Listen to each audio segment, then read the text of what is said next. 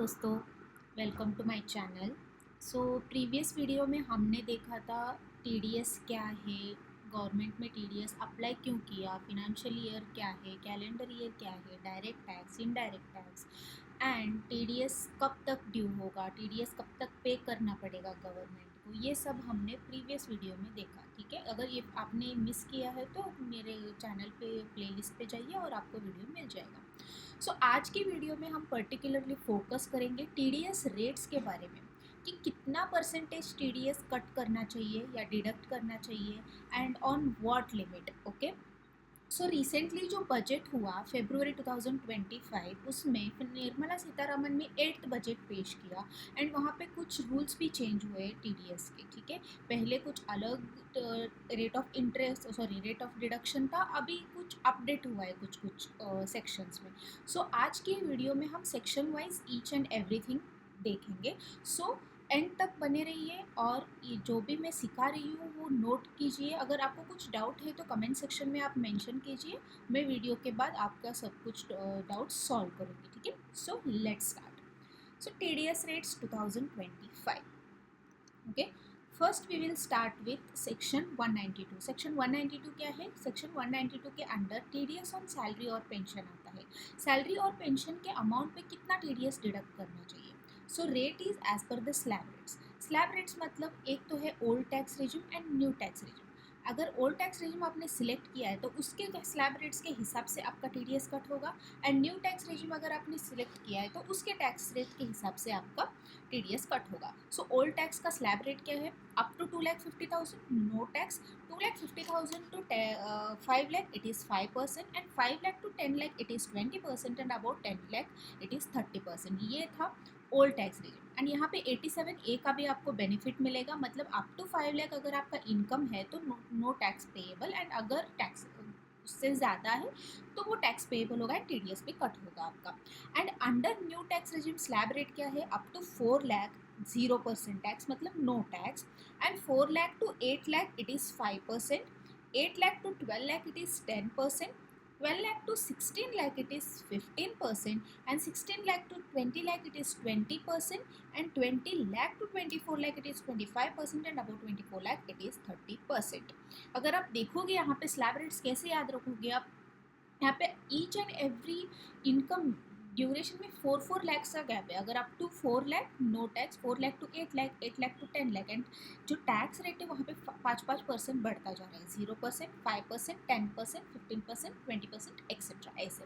Okay, and under new tax regime up to 12,75,000 there will be no tax to be paid by the tax payer due to like a provision of 87A, section 87A। Section 87A से आप 60,000 तक का tax like save कर सकते हैं। ठीक है, तो as per old tax regime and as per new tax regime जो आपने चूज किया उसके हिसाब से टीडीएस कट होगा in case of salary and pension income.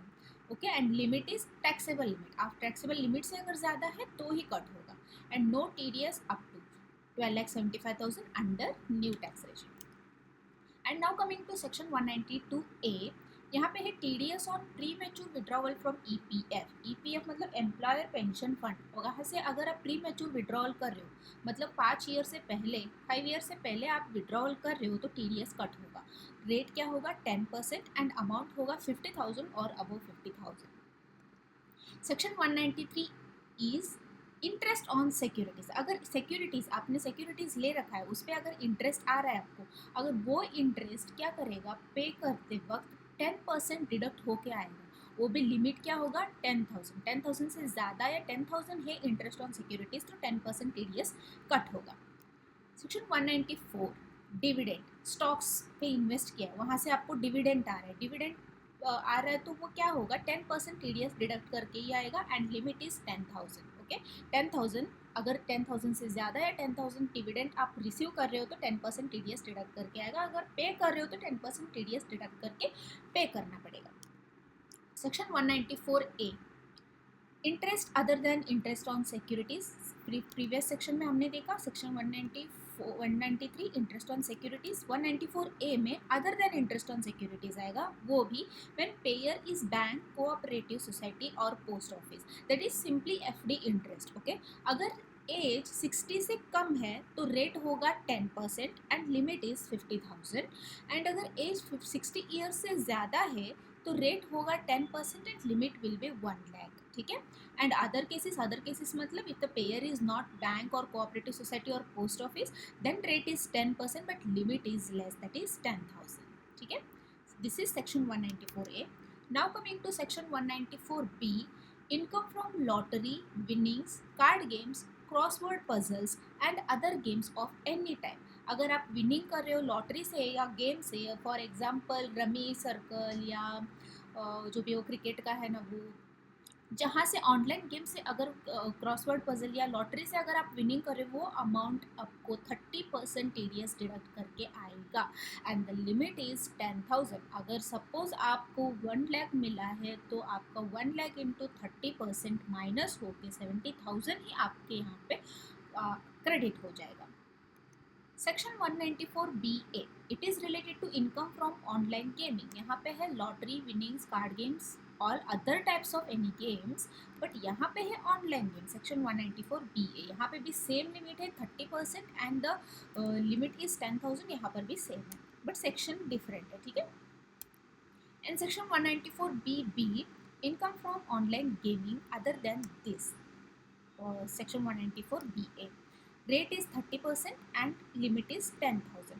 So any income from lottery, अगर विनिंग कर रहे हो, प्राइज है और ऑनलाइन मनी मिला है आपको, क्रॉसवर्ड पजल, अगर कोई भी कंपटीशन, अगर कौन बनेगा करोड़पति, वहाँ से आपको विनिंग का अमाउंट मिल रहा है तो in that case 30% tax will be deducted, 30% TDS will be deducted and that is limit is 10,000। 10,000 और 10,000 से ज़्यादा अमाउंट मिल रहा है तो TDS डिडक्ट करके आएगा on at the rate of 30%।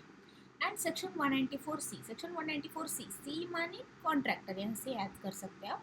Payment to contractors, अगर पेमेंट कर रहे हैं हम कॉन्ट्रैक्टर्स को, सपोज आपने suppose I am a government agent और गवर्नमेंट एम्प्लॉय, मैंने क्या किया है, एक फर्नीचर वाले के पास गई और वहाँ से उनको बोला कि मुझे 10,000 चेयर्स, ठीक है, वो चाहिए ऑन दिस रेट और वो on contract basis. So this is contract. ठीक है। कॉन्ट्रैक्ट मतलब कंस्ट्रक्शन का कॉन्ट्रैक्ट भी हो सकता है, आप कॉन्ट्रैक्ट बेसिस पे कुछ परचेज कर रहे हो उसका भी हो सकता है। ठीक है।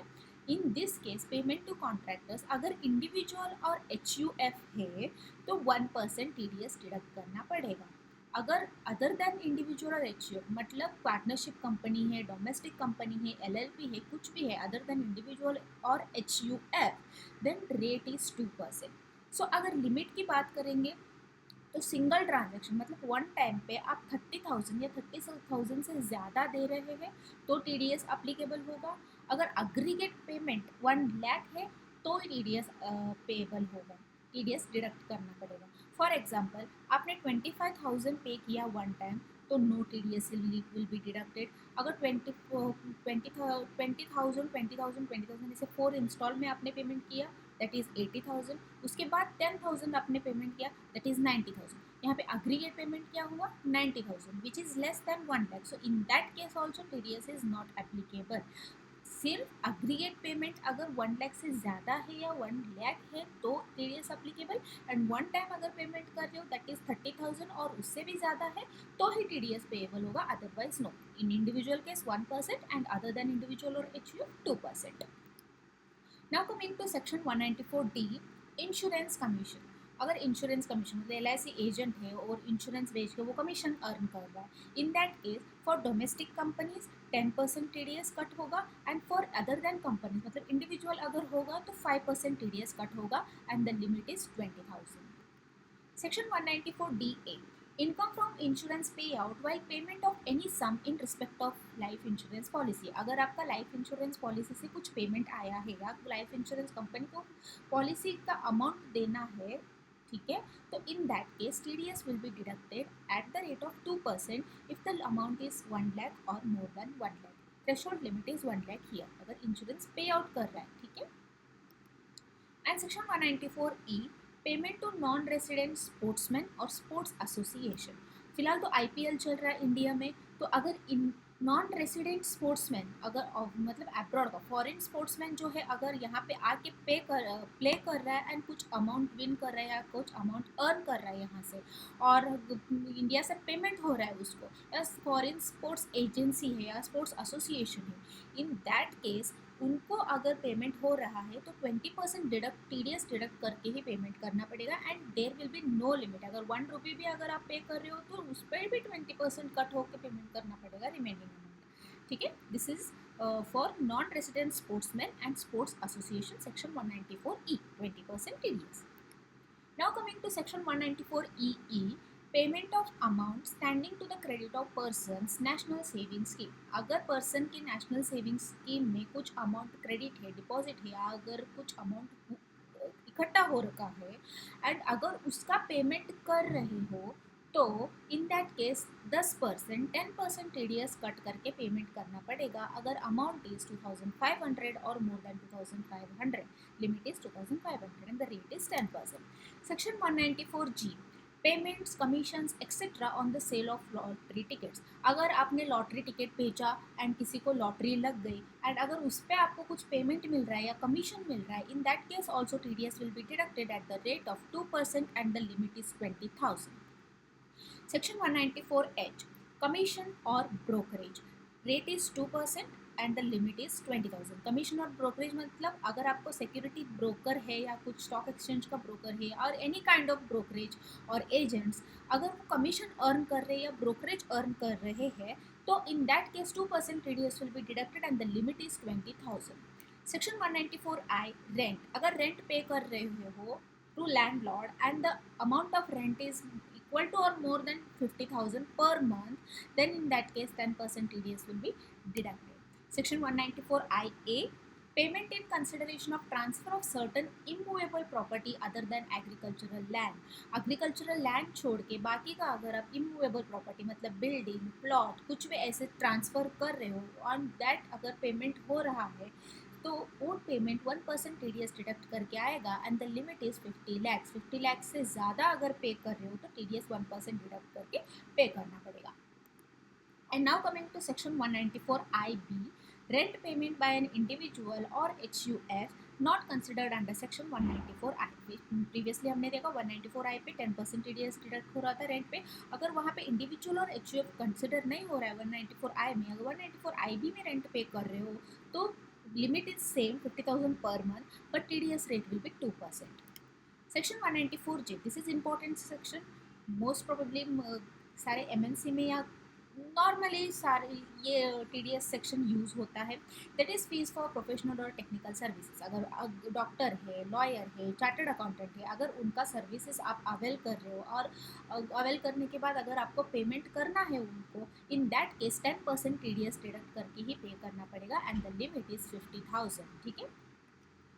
Section 194K, payment of any income for units of a mutual fund, for example dividend. Mutual fund, units of a mutual fund पे अगर आपको कुछ इनकम हो रहा है डिविडेंड या पेमेंट कर रहे हो आप तो in that case 10% TDS deduct करके ही पेमेंट करना पड़ेगा and there is no limit for dividend on mutual fund.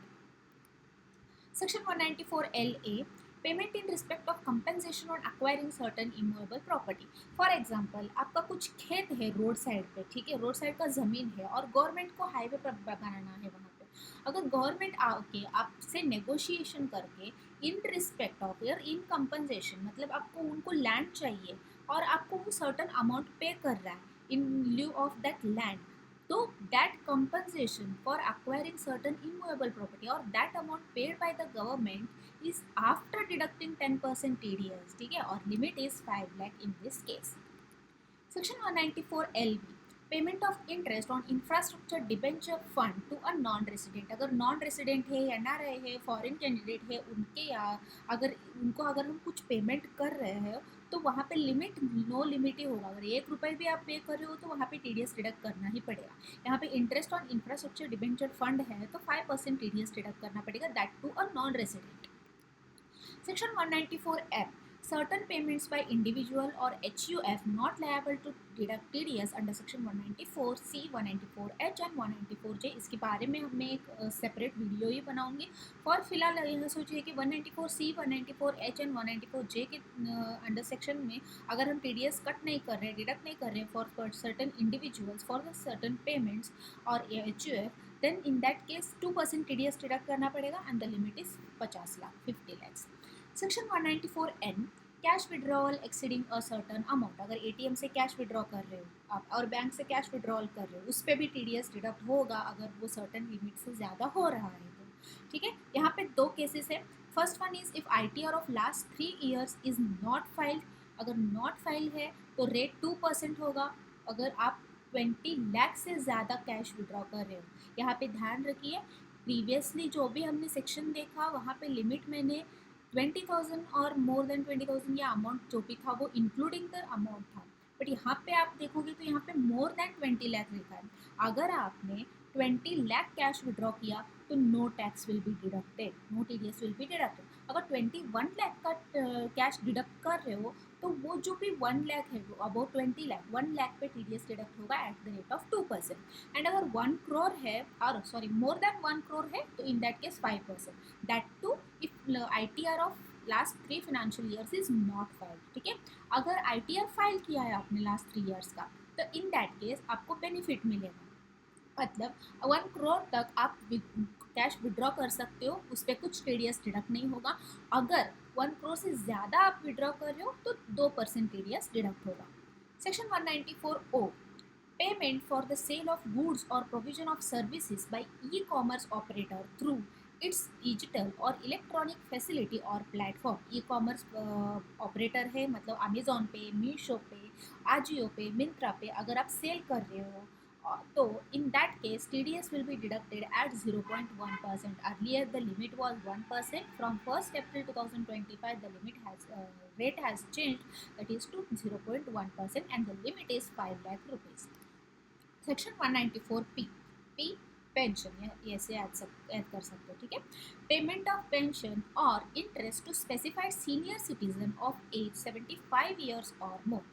उन्होंने जो भी अपनी ज़िंदगी में वो पेमेंट कमाई की अर्निंग किया है उसका अगर पेमेंट हो रहा है पेंशन और इंटरेस्ट का, it is applicable only for pension and interest income. Okay, अगर उनका एज 75 years और उससे भी ज़्यादा है तो रेट होगा as per slab rates, income tax के स्लैब रेट्स के हिसाब से अगर आपका इनकम है तो उसके हिसाब से आपका TDS कट हो जाएगा। And the limit is only 1 bank account, एक ही बैंक अकाउंट का as per slab rates TDS deduct होगा and only for pension and interest income, that is under section 194P।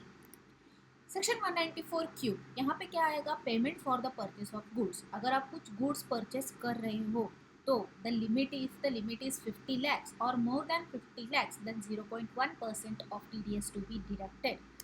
Section 194R, perquisites और benefits to a business और profession और business को अगर कुछ पर्क्विजिट मिल रहा है, मतलब अगर इंस्टाग्राम का इन्फ्लुएंसर है, मेकअप आर्टिस्ट है, उसको अगर ऐड आता है और कोलैबोरेट करते हैं मेकअप एजेंसी ब्रांड्स वगैरह और वो बोलते हैं कि आप हमारा ब्रांड्स प्रमोट करो और उसके बदले हम इतना इतना प्रोडक्ट्स आपको देंगे और ये इतना इतना मनी देंगे। इन दैट केस यहाँ पे पर्क्विजिट ही लिखा, मतलब इतना इतना प्रोडक्ट आपको प्रमोशन के बदले हमने ये सपोज 30,000 का मेकअप किट हमने आपको दिया। Okay, in that case also TDS will be deducted by the brands which are providing the perquisites to the influencers. ठीक है, वो रेट क्या होगा, 10% होगा and the limit is 20,000, that is under section 194R।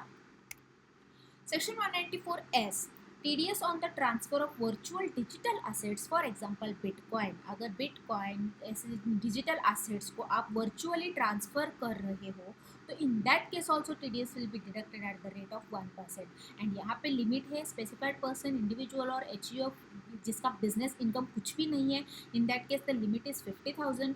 other than in other case मतलब business income है या अगर other cases है तो limit is 10,000 and the rate is 1%।